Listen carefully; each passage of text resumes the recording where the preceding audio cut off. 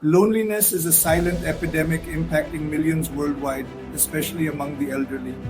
Did you know that chronic loneliness is as harmful to health as smoking 15 cigarettes a day?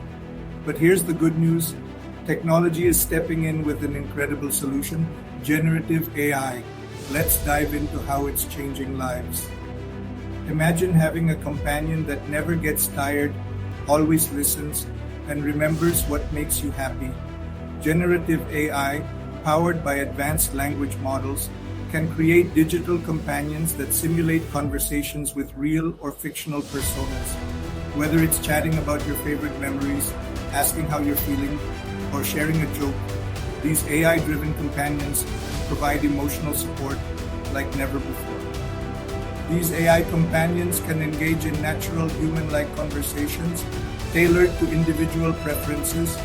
They talk about your hobbies, remind you of important tasks, or just lend a comforting ear, reducing feelings of isolation and promoting emotional well-being. That's not all. These AI companions go beyond chatting.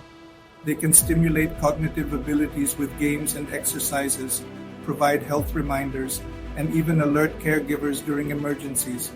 It's like having a personal assistant and a caring friend all in one.